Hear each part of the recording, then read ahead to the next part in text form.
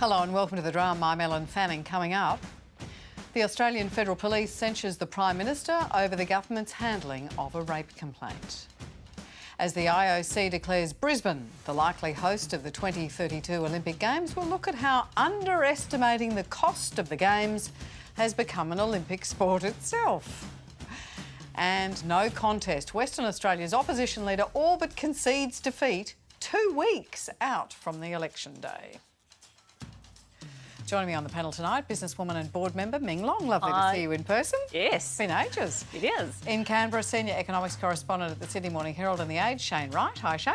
G'day, Ellen. In Perth tonight, pleased to welcome independent consultant and board member for the Cooperative Research Centre for Transformations in Mining Communities. Sorry about that. Vanessa Elliott. Hello, Vanessa Elliott. Hi, everyone. And in Townsville tonight, former Liberal National MP Ewan Jones. And you can join us on Twitter using the hashtag #TheDrum, but not for now on Facebook. Another day and yet more revelations about who knew what in the case of Brittany Higgins, the Liberal staffer who was allegedly raped in Defence Minister Linda Reynolds' office. Today, it's Home Affairs Minister Peter Dutton, who's been forced to clarify when he was told about the incident by the Australian Federal Police. The AFP flagged the matter with him on February 11, 6 days after Brittany Higgins informed police she was considering pursuing a complaint. 24 hours later, News Corp journalist Samantha Maiden requested a response from the Prime Minister's office on a story she was publishing. Scott Morrison has consistently said the first he knew of the allegations was February 15, the day Samantha Maiden's story broke. So the question that follows then is why ministers like Peter Dutton chose not to raise the matter with the Prime Minister when they became aware of it. I took a decision that I wasn't going to disclose that to the Prime Minister. I think that was the right decision, and when the media inquiries came in, we provided information not to his office about the detail, the detail of the allegation. It was at a higher level, which I wasn't provided with the she said, he said details of the allegations. It was at a high level, and that's the basis on which we provided information to the PMO. The AFP's commissioner has issued a rare criticism of the government's response, writing to the Prime Minister to say that failure to report a crime harms their investigations. I cannot state strongly enough the importance of timely referrals of allegations of criminal conduct. Failure to report alleged criminal behaviour in this manner, or choosing to communicate or disseminate allegations via other means, such as through the media or third parties, risks prejudicing and subsequent police investigation. Ming, let's start with you. This letter that I'm holding from the AFP chief to the Prime Minister feels like a rebuke of the politicians for how they handled this. Yep. Is that how you see it? I mean, it's certainly a reminder that, you know, they are not the branch that actually executes on the policies they actually put in place, or the acts and all that sort of stuff. Certainly the criminal code is actually this is why we have separation of powers. It's the police's job to actually do all of those investigations, and they should not interfere. And so what he said is such matters should be reported without delay, taking into account the rights and the privacy of the victim. But then he goes on to say, members and senators are encouraged to contact the AFP for advice in regards to the appropriate process and actions that should be followed. Yep. So the question that we've all been debating for days and days is the government has said, well, she was asked if she wanted to report Ms Higgins and she said she didn't. Now, she said she didn't feel supported to do so. Yep. So the suggestion seems to be, well, either the victim would like to report and there will be an investigation or there would not.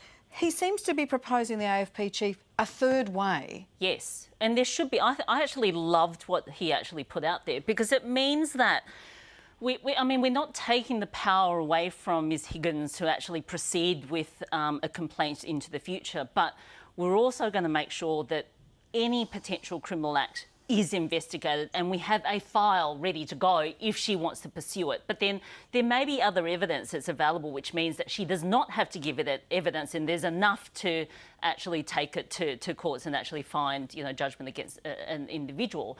What it also meant, when I read it, I thought, this is actually quite groundbreaking in some respects, because I remembered from the Me Too movement, we had so many people say, yes, that happened to me with Harvey Weinstein, but nobody reported. There was not a place where everyone could go to and say, this potentially happened to me, you need to investigate it, but I am not in a position, I do not feel like I'm in control, or whatever reasons you might have to take it any further. But at least the file is there. And what we're obviously hearing with Miss Higgins and the alleged perpetrator is that this may actually be serial behaviour that's happened over a long period of time. The police can clearly, if they have files on an individual that they can see is potentially perpetrating some of this sort of behaviour over a long period of time, actually take it into their own hands to say, we have a real problem here, because this is a serial person that's actually, perpetrating these potential criminal acts. So I want those files. I want those files in place, because for a lot of women, they've never had the ability to actually create a file but later come back to it, or at least create the evidence for someone else to take action against an individual. Is that how you read it, Shane, when AFP Chief Kershaw says, contact the AFP for advice in relation to appropriate processes? Failure to report alleged criminal behaviour, or, Shane, choosing to communicate or disseminate allegations via other means risks prejudicing police investigation. He's saying something very important here, isn't he? He certainly is. And it gets back to, if you remember the discussion that happened last week, which was the cleaning staff who came in to the Minister's office after the alleged offence. And this is about the AFP collecting evidence, and no one has told the AFP we're talking about a crime scene. And there was a discussion clearly within the security staff here in Parliament. But it's clear that the Commissioner is saying, well, someone needs to call us and say, well, look, I may anonymously saying, look, I've got this situation, you could at least get some guidance. But this was handled by a group of people who are not experts. And when it comes to, a crime scene, I think you would tend to think that the AFP has some idea of what they're talking about in terms of protecting the integrity of that scene. Vanessa, think about it from the victim's perspective. What difference would it make to a victim to know that the workplace would not rely on the most vulnerable person, the person who's allegedly been victimised, to make a complaint, but that the workforce itself would say, we have a responsibility to report here. We're not taking your agency away or affecting your privacy, but we are going to report this crime. What difference would that make to a victim? For me, just listening to the commentary provided thus so far, terms like he said, she said, serial offending, to me it's about the situational elements of an environment by which people live in and operate in, and if the culture of that environment doesn't provide and give provisions for people to have discussions and enable conversations about what is appropriate and inappropriate in all matter of settings, we find ourselves in commenting on an incident which isn't really helpful to the overall discussion around female empowerment and also respect to organisations.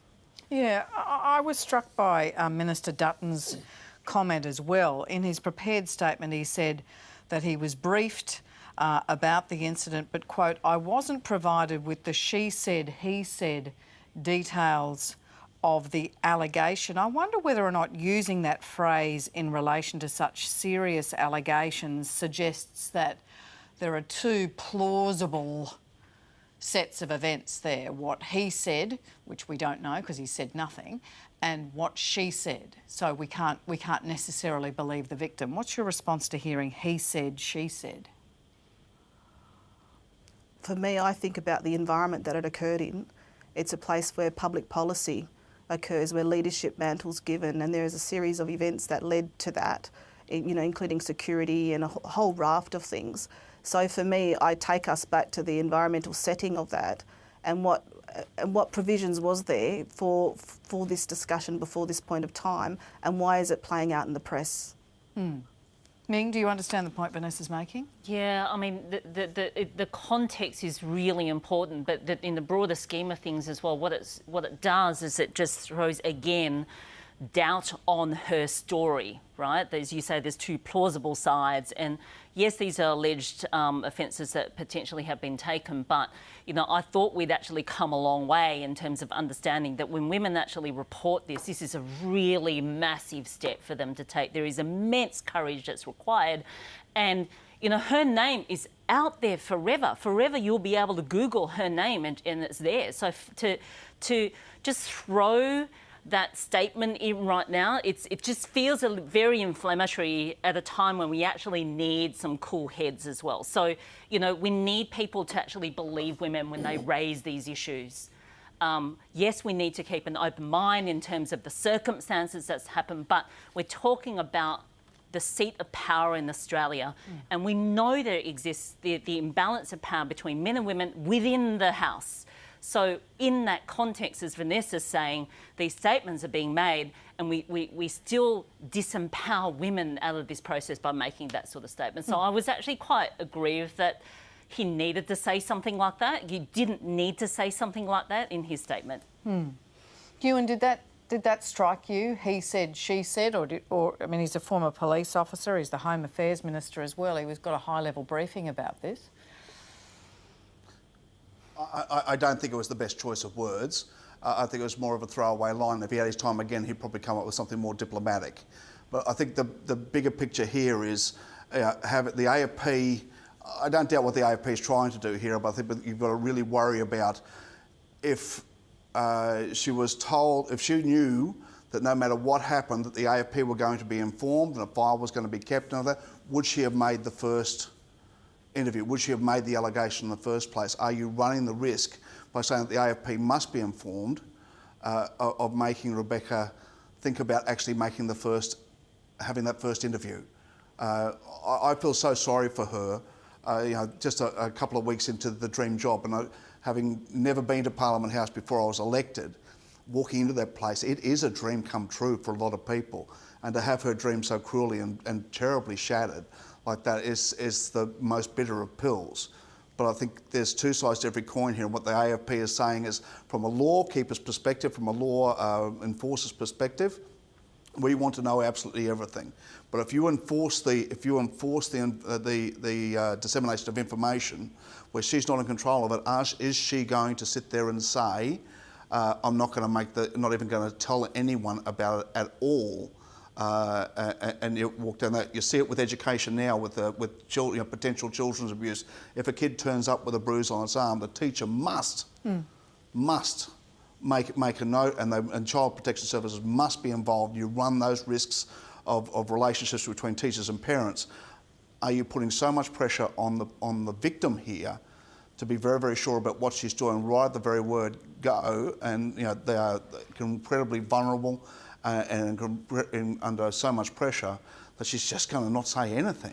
We should just make the point that the young woman's name is Brittany Higgins. Can I just sorry, intercede on that? I have a different view, respectfully, a very different view on that. It's almost like when we talked about domestic violence and asking women in those relationships, you must dob in your husband and we will put him in jail, and to put the woman in that sort of situation when they are so vulnerable and they're fragile is very difficult. And I think actually the police actually took that decision away from women when clearly they could see violence had occurred, in which case they would actually take the sort of husband away. I think that's what sort of happens now in terms of policing. So I actually think it empowers women more to actually report, but still knowing that they have the agency, whether they want to take it any further, but at least the circumstances that she found herself in, the evidence that Shane's talked about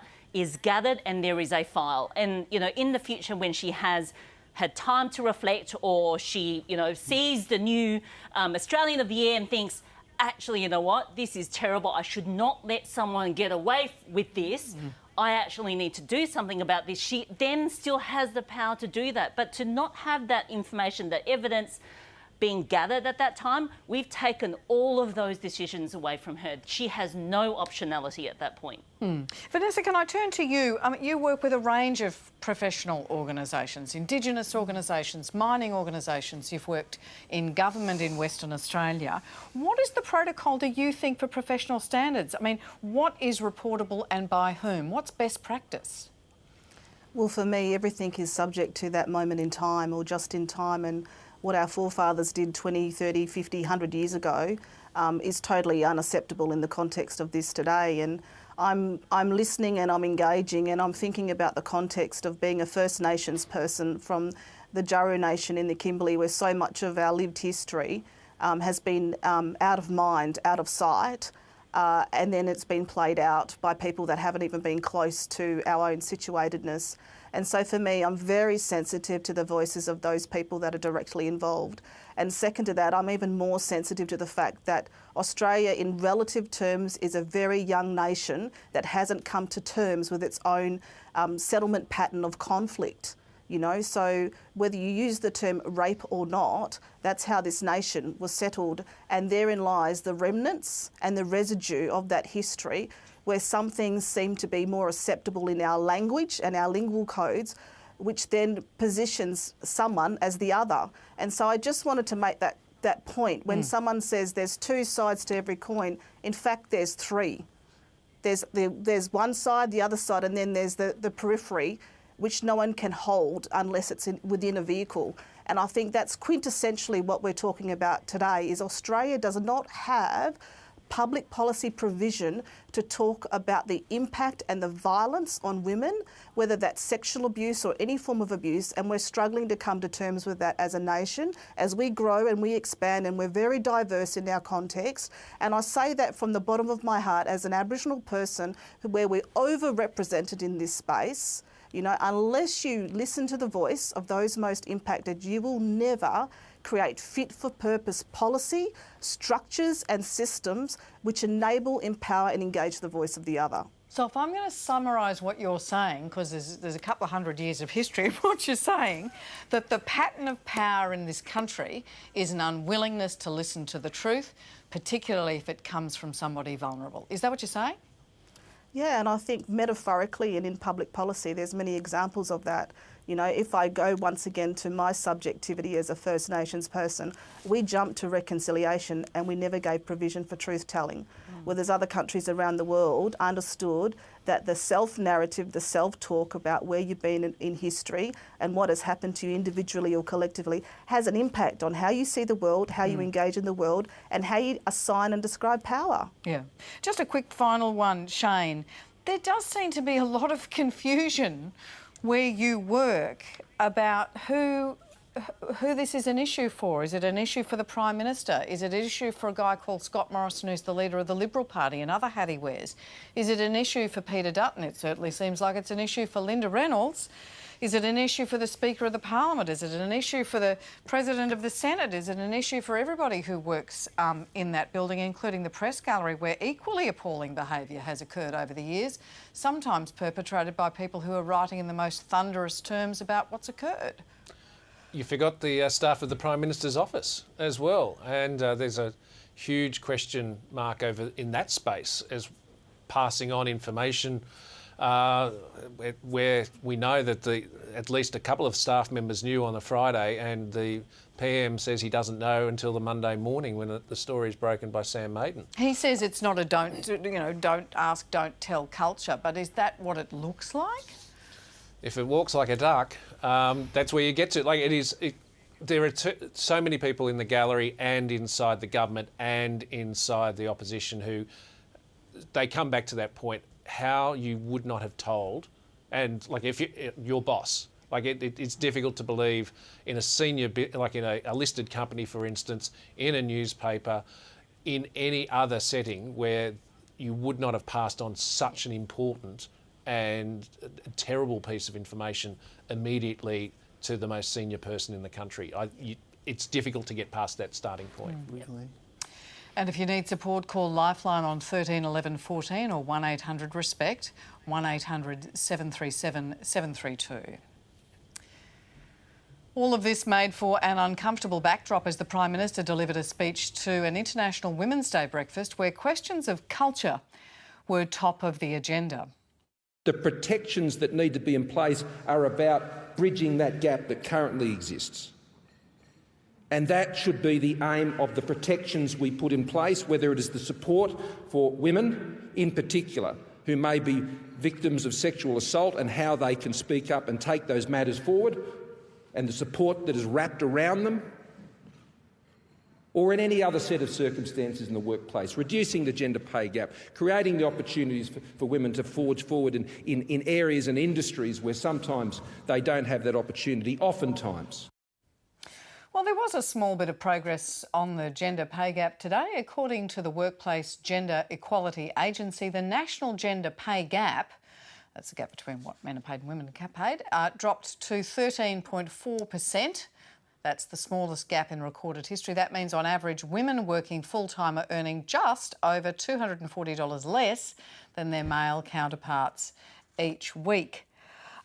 Shane, just on the actual facts of the matter, though, this gender gap has closed a teensy-weensy bit, not because women are earning more, but because men are earning a little bit less. Yeah, and you say about $260 a week.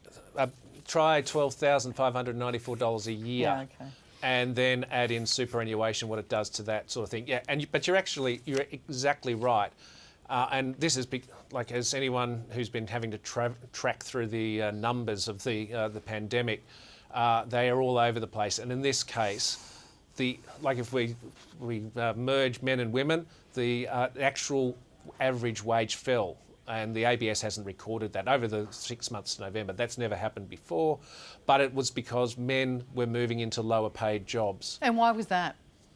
Because higher paid jobs have disappeared in some sectors, and these are sectors.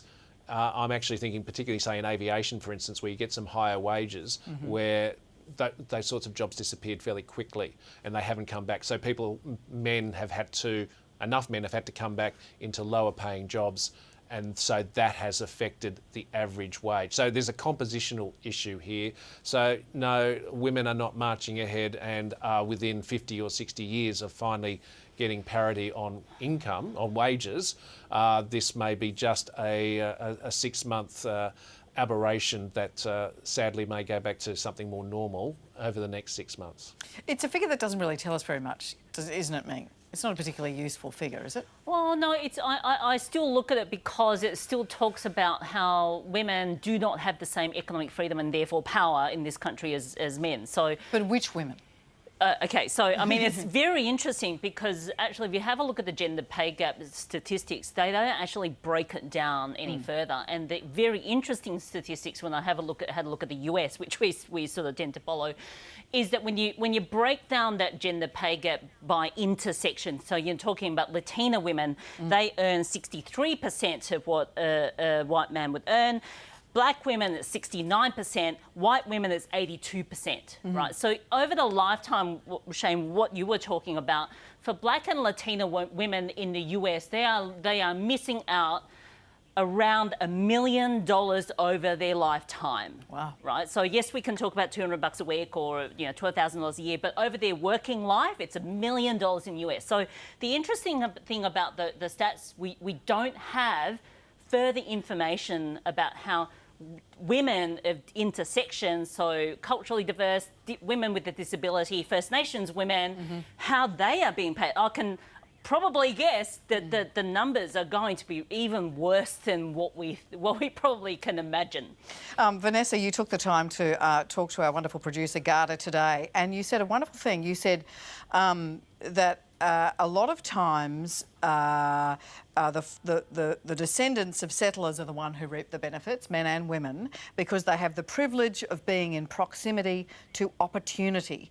Tell me a little bit about yourself. What has made the difference for you because you hold all, I mean, I could take the rest of the program to read out all the many things that you do as a leader in mining, as a leader in First Nations women, and as a feminist, you know, as an example to all women. What made the difference for you? Well, first of all, I'm not a feminist, so don't.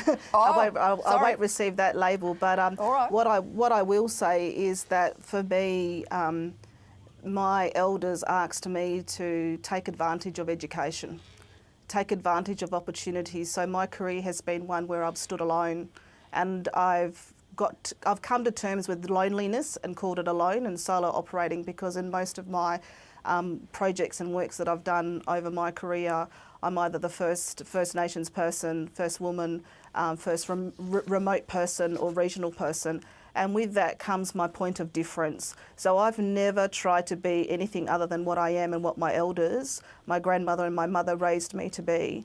And what I did do was understand the power base that I have is living in the intersections of all those things. So, you know, having the technical nous to be able to be a really good planner and a policy architect, but at the same time understand the sentiments of my customers, understand that projects need mutual benefit, and how do you create advocacy that can be measured as a social impact or an economic dividend. What does that conversation really look like? And I've decided to kind of shape my career there, because that's where I think I just provide more value, not just to my own family, but to Australian society, because as a First Nations person, I'm living to create a legacy for my unborn grandchildren. Oh, you know, it's not just about income generation for self, because, you know, every day I go to work and I know that my grandmother was a school cleaner for 20 years, but at the same time, she set up land councils and advocated for our traditional territory to be World Heritage listed, which is Paragu, you know, near Mullen community. So she held it, even though in fiscal terms, in tax file number terms, you'd call her a cleaner, but she was a mighty woman. And it's with that, the plurality of life that we occupy, the influence that we can have in a number of different spaces is critically important, you know, particularly when we're talking about gender pay gap and divide issues, because if you don't talk about the work breakdown structure and you don't talk about influence and you don't talk about supply and demand orientation, what are you really talking about? Okay, and just finally, because we have to move on, if you're not happy with feminist and you're having to sit with being alone, and that's really, what a powerful thing to say. To be a first is to sit with that sense of loneliness. Are you happy with role model and matriarch? Because that's what you're describing in your grandmother. Are you happy to use those terms about yourself, just quickly? Probably more servant leader, you know, creating space for others to come and join. You know, I think that's really paramount, and I think that should be what the gender pay gap should be really talking about, is more about inclusion and what does that truly mean. You're wonderful. Thank you. You're watching The Drum, and with me on the panel, businesswoman Ming Long in Canberra, senior economics correspondent at the Sydney Morning Herald and The Age, Shane Wright; in Perth, independent consultant Vanessa Elliott; and in Townsville tonight, former Liberal National MP Ewan Jones.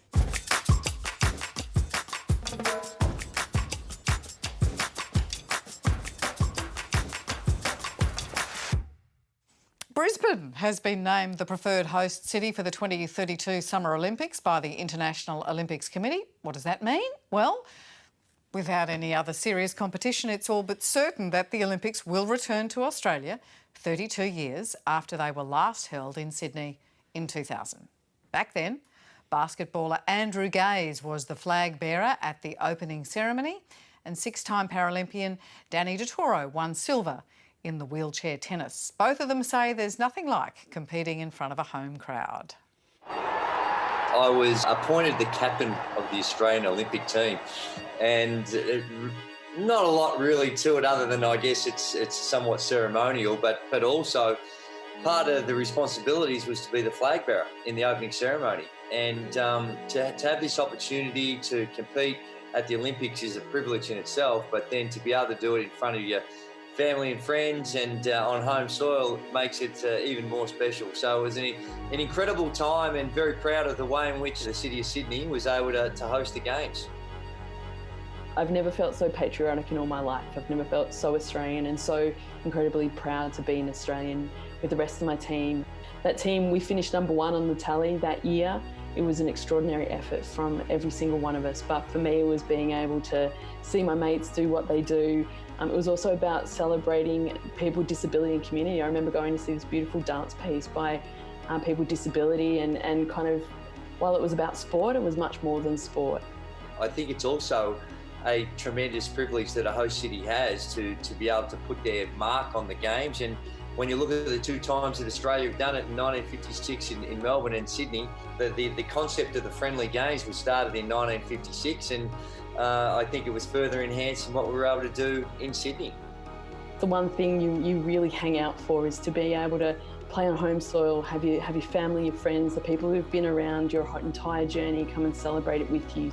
I had the opportunity to be a part of the Commonwealth Games. I was with the commentary team a couple of years ago, and to see that city, the way in which the facilities that they've got, the way in which they put their mark on the Commonwealth Games, the host, the hospitality, the volunteers, all the things that go into making up these mega sporting events, they're not easy to do. I don't think anywhere else in the world does it as good as what we do here in Australia. Now, 2032 is a long way off, but given the eye-watering expense of such events, it's worth pausing to consider what we're potentially signing up for.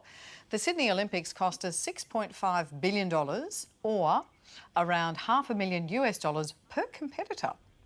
And in the cities that have hosted them in the 2 decades since, the benefits are harder to discern. Rio hosted the Games in 2016.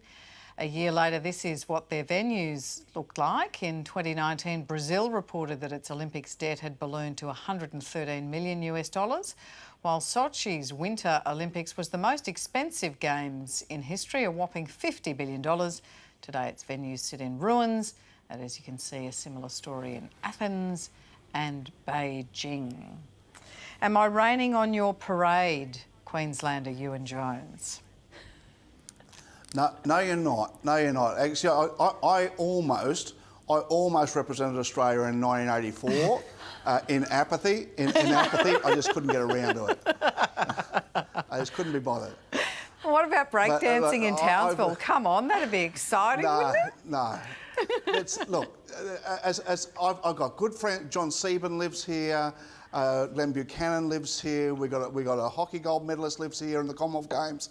Townsville's got a great history, and don't forget, we were the winter training period for all the great swimming teams from 48 through to 68. Everyone came to Townsville to do it. But those were the days when it was amateur sport, when the Olympic gold was the best you could possibly get to. And once you'd finished that, you'd gone on and you went on to your own career. When you can bring in skateboarding and golf and all these things there, you know that the Olympics has gone past the ideal of Pierre de Coubertin of making all these things faster, higher, better. It's about how much money they can get from TV rights. It's not about sport. It's not about better. It's about Coca-Cola and McDonald's, and $6.5 billion. The problem you have to get past is that as a former parliamentarian and someone who loves getting their photo taken in front of great big shiny new things, that's the thing you have to get past. And it's the problem that the Australian polity can't get past. We still need to be building things, even if they're never going to be used again. We still need to be doing them to show that we care. And even though that we've already got stuff there from 1982, QE2 Stadium from 1982, the greatest thing that happened then was the Sunnybank Hotel was open 24/7, and there's all that stuff that went on there. But it passed me by. $6.5 billion. I could spend it at so many other better places. Okay, Shane Wright, you're the economics correspondent, senior economics correspondent. Are there any economic benefits in terms of tourism infrastructure beyond the fact that the Sunnybank Hotel never closes? I know I'm going to upset some of my workmates because my view is pretty strong on this in terms of the fact that you've touched on the cost of previous games. We could go all the way back to Munich. The cost overruns. Sydney's games, there was a 90% overrun on costs. Tokyo, poor old Tokyo, they are already about 3 times what they were going to spend, what they promised they would spend. And yes, we've got the federal government and the state government saying, oh, the bid here is that they're going to use existing facilities and that's going to reduce the cost. You've got the New South Wales government wanting to upgrade the Olympic Stadium that was built in 2000. And you're expecting these stadia to exist in some form in 12 years' time without more than a lick of paint. I don't believe that either. But economically, everyone talks about the glow effect. You know, we're going to show off, and even the Prime Minister today was saying, yeah, it'll show off Brisbane. What a great place. In the wake of the Sydney Games, the number of international visitors fell every year until the Beijing Games, when people left China to come to Sydney because they were sick of the bloody games. So that's the sort of event like we saw in retail spending all at that time. New South Wales had an increase in people buying Coca-Cola and fried chips or whatever it is. But so did Brisbane, so did Melbourne. There was growth anyway. It didn't do a great deal. And apart from, and sadly it gave us Nikki Webster and Strawberry Kisses. Now, look, the highlight of music is Moscow from 1980. It's hard to get past that. I know Celine Dion's had a go, Whitney Houston's had a go, Bryan Adams sadly had a go, Björk's had a go. You can't get past that. And this is the threat. We could end up with another Nikki Webster effort, another Strawberry Kisses. It's time to stop now. Let's all take a deep breath and say, and I don't believe it'll be 7 billion, straight off. Like, there is no chance in God's green earth that they're going to keep to that budget. And then you get into the opportunity cost. What could the federal and state governments have spent that sort of money on? Educating kids, keeping cops on the beat, stopping erosion of beaches around Queensland. There's a lot of stuff that you could use that money for rather than putting on a great 2-week festival of patriotism. Has your optimism for the Olympic Games survived that speech, Ming? I mean, when I heard, I thought, hey, yeah, my son was born right in the middle of the Olympic Games, so I just have this fondness for. I'm sorry for it, but I do think it's a case of showcasing the fact that Australia has done so well with COVID. If you're going to pick a country that can probably run it safely, it would be Australia. I think it does showcase our reputation because I think Marvel's now going to relocate all of their movies to Australia probably as a result of COVID. But I also do think the other benefit from holding it, and I might be arguing against myself here as well, is that it would put Queensland in a position to really think about by 2032, even if we stop fossil fuels tomorrow, we have locked in the climate change impacts. So 2030, the estimate is that we're going to lose 70 to 90% of the barrier reef. So if they actually want tourists to actually come to the Games and maybe spend a little bit more money in Queensland, they better save the bloody reef. Vanessa, are there benefits? I'll take that bet. I'll take anything you got on that. Yeah. 70, 90% of it gone. I'll take anything you got. Yeah. Vanessa, can you see any benefits to the eyes of the world on Australia, on Brisbane, even if the IOC is taking half the revenue from the eyes of the world being on Brisbane and Australia? I don't know. I kind of remember the Sydney Olympics as a coming of age for Australia because it was the first time for me as a First Nations person that you saw us en masse. And, my extended family were part of the women that walked across in the opening number. And you know what? For everything other people say about Nikki Webster, she's literally the first non-Indigenous person I've ever seen on television stand with hundreds of Aboriginal people. And that iconic memory for me, goes down in history. The, Kathy Freeman moment, the fact that I come from a small place near Halls Creek and we had representation of 2 families at that Olympics, Nova Paris, her grandmother comes from my country area, Mullabulla Way, and also Anthony Martin. So I just think that for me, as a person that has never really understood macroeconomics, Sydney Olympics taught me that because as a person that supported Aboriginal art, post the Olympics, we made up more than 40% of the gross domestic produce of art going out of this country. Yeah. So a big we question represented about less than 2% of the Yeah. population. So there was a multiplier effect. It's just that the social impacts weren't properly measured. Very interesting. A big question about who are we in 2032 has to be answered if you're having the games as well as paying for them. Well, the West Australian election is still more than 2 weeks away, but according to Liberal challenger Zac Kirkup, the race is already over. As I get around the state, many West Aussies are telling me Mark McGowan's job is safe. We have to acknowledge that because I don't want to treat people like mugs. I'm not going to stop fighting, but I'm not going to pretend and make this election about something it's not.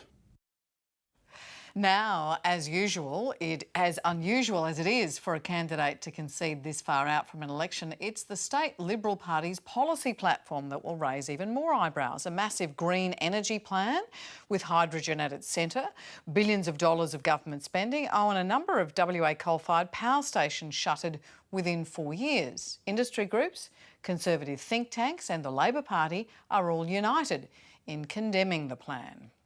On the eve of the election, suddenly the Liberal Party, that for 10 years has fought any action on climate, any action on renewables, any action on hydrogen, suddenly releases a policy embracing all of them. Don't believe them. It's not achievable. But in any event, should the policies that they announced this morning be implemented, all it would mean is many, many billions of extra debt, huge increase in family power bills, rolling blackouts across the state, and huge job losses. Ewan, everything's upside down in Western Australia. The Libs are sounding like the Greens, and the Labor Party is sounding like a Conservative outfit saying, well, the policy's not costed and the lights will go out. I thought the LNP did quite a job on Deb Frecklington in the last state election. The machinations before the election proper. But geez, I'll tell you what, whoever told him to say that, my God, what was he thinking? Which bit, the green plan or waving the white flag 2 weeks out? Waving the white flag 2 weeks out. If you're going down a ball of flame, throw the Hail Mary, be done with it. The problem West Australia has, though, is they're not on the national grid. It's too far for them and uneconomical for them to be on the national grid. So they have to generate their own power. So it's a completely different scenario of South Australia running without power because they have the interconnector from Queensland, New South Wales and into South Australia. But he's not saying fossil fuels all the way, let's build another gas-fired power station. He's saying he's going to shut them down. Mm. And you've got the Labor Premier. I can't see. It was the Labor Premier saying you're going to have rolling blackouts. Yes. So he's the one backing coal-fired power. So he's saying you can't possibly do it. West Australia, if they're going to move to renewable energy, all that sort of stuff is going to be an awfully long process because they can't rely on the rest of Australia. Same as up here in North Queensland. We are so far away from and expensive to transmit power, to transmit energy. It's a very difficult thing to do, is to try and transition away from sucking energy out of southeast Queensland. West Australia would be a minefield for that. It's a really interesting thing for him to come out and say, and he's not going to get any votes out of it. And if he's come out and already said that, well, no one's listening to him anyway, so he can say whatever he wants. Vanessa, could you please explain West Australian politics to us carefully and slowly? Me? No, Vanessa. Me? Thank God for that. For me, I think that all West Australians have done a wonderful job in us moving through COVID times, and I think that we are a significant state in terms of land mass. We're an innovative state. And I don't play politics, but one thing I do play is looking at our economic position and social inclusion, and I think that we are leading Australia in that. And I think that COVID, if I can leave you all with this little message, has been the greatest metaphor for racism in this country. Social distancing, exclusion, border controls, cut back to jobs, working from home, they're all things that people that have experienced racism over a lifetime have experienced day in, day out. And now we have something common to share with everyone else through the metaphor of COVID. So I think more broadly, the politics of our landmass, the politics of the demography of Western Australians, and the fact that, quite frankly, economically, we've held up this nation. During the last period of time, as well as 10 years ago when we had the global financial crisis. But you've been associated with the mining industry. You've talked to, you're on a research organisation that thinks hard about what do you do when mining finishes and all the rest of it. I mean, are these conversations that are happening in Western Australia about coal and about gas? And is there really a conversation happening somewhere in that state that maybe the Libs have latched onto that sort of says, well, can we keep being an energy superpower in a renewable energy world? Is that what's going on? I think what's going on is the fact that we know in West Australia that the life of mining activity is not going to be here forever. So we need to be very prudent about what's going to happen in 20 years from now, because the rest of Australia has been banking on mining. Let's be really honest about that fact, and whether you're directly or indirectly impacted by it, things will change in the next 20, 30 years, and are we ready for that? And I will back a research approach, a political approach that wants to look at that horizon, because I've got great concerns about our economic future if we don't start today. Well, I mean, it's interesting. I mean, business knows that the days of coal are coming to an end. I mean, not tomorrow, but that, thermal coal, Japan, South Korea, Taiwan, they're committed to closing their coal-fired power stations. Is this action, and similarly, Twiggy Forrest, who we're about to hear from, is saying, well, if you don't need metallurgical coal, that other sort of coal, to produce steel, and you can use hydrogen instead. Then green hydrogen. Hydrogen, the days of that might be coming to an end. So is this, in fact, what Ewan said, the Hail Mary pass? Oh, well, here's a futuristic statement, I'll throw it out there and see what happens.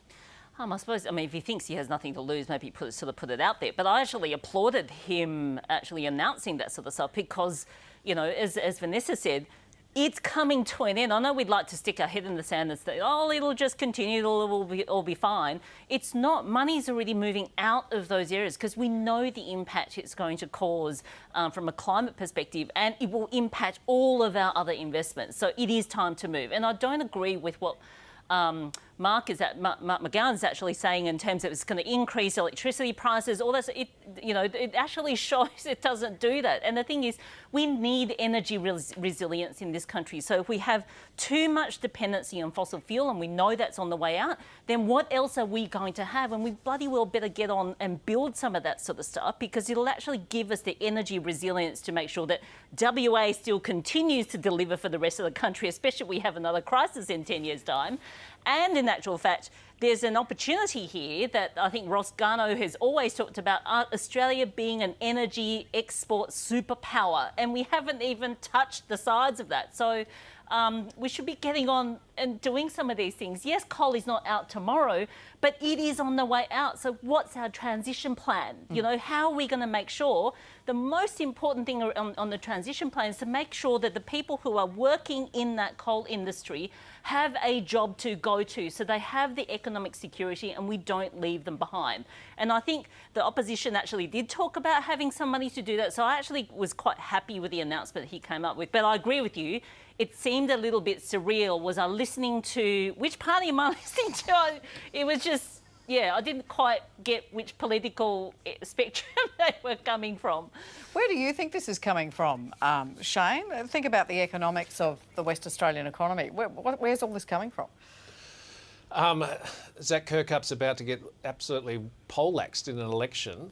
Labor might actually hold the majority in the upper house, which the upper house of Western Australia is the most malapportioned upper house in the state. It is like in the country. It's something like out of the 19th century, the way that it is. So he's trying to find a way to get people to stay with him to at least offer some balance. But the economic debate about Western Australia is, like, as a former economics editor for the West Australian, I find it exceedingly interesting because of the ignorance on the East Coast about what's going on in WA. And there's also plenty of ignorance in Western Australia about how interconnected Western Australia is to the East Coast. And so we talk a lot about diversification.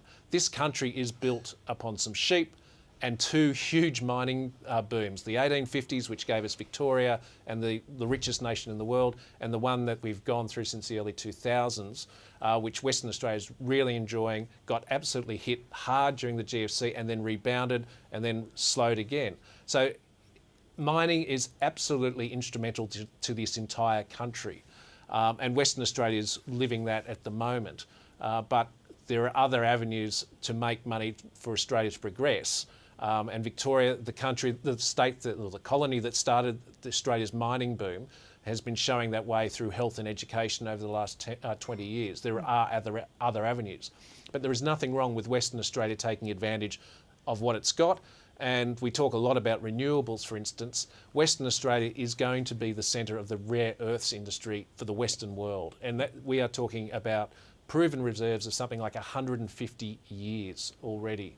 And these are the things that drive magnets. They're in your MRI systems, they're in your smartphones, they're in your computers. These are the things that we love and embrace as part of today, but you still need those key elements, and Western Australia's in a position to develop those. Well, let's have a quick listen to Andrew Forrest.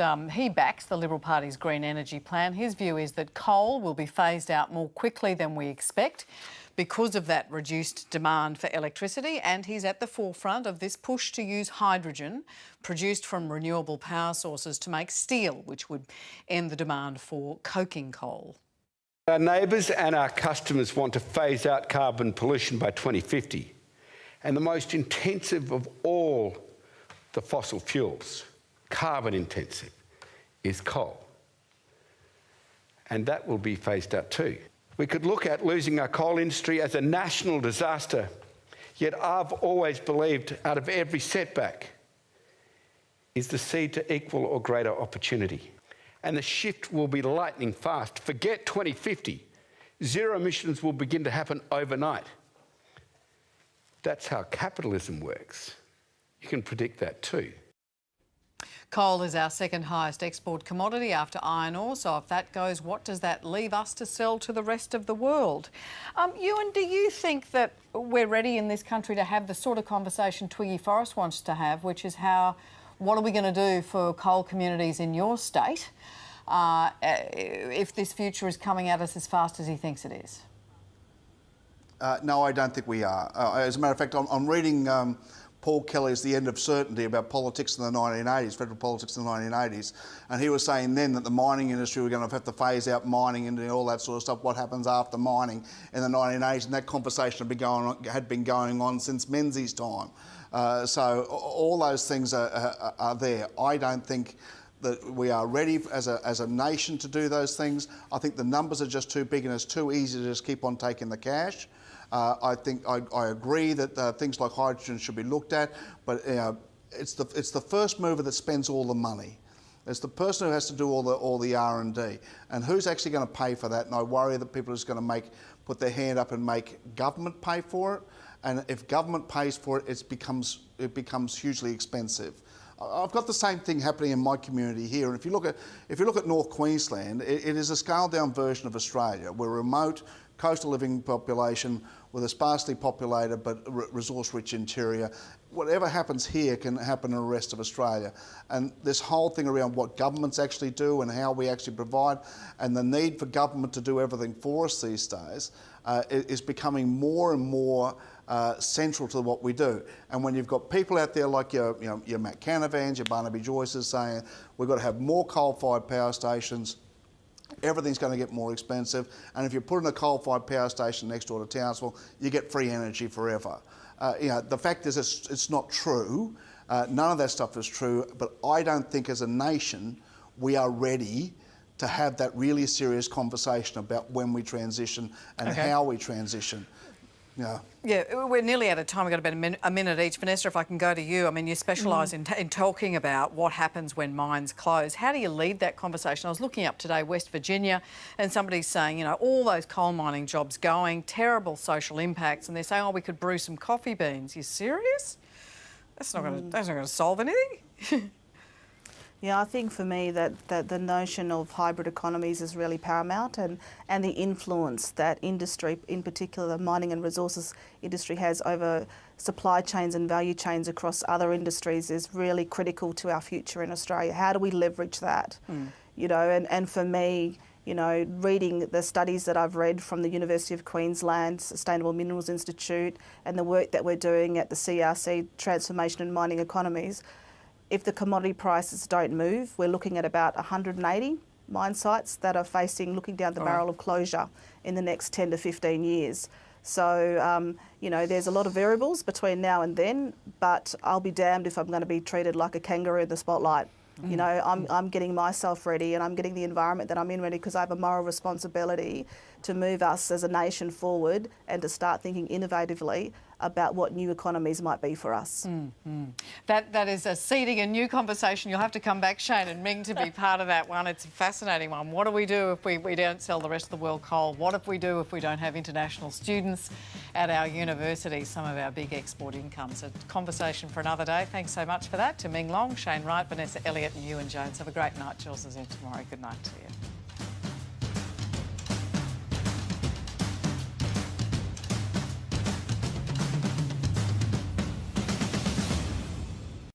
A big week in Australia with the COVID-19 vaccination program rolling out across the country. Here we see the Prime Minister receiving his shot on Sunday, and I believe we're crossing live to the government coach who is set to receive the jab any minute now. We good? Yeah, we good? Can I take my mask off yet? Sweet. Can't be too careful.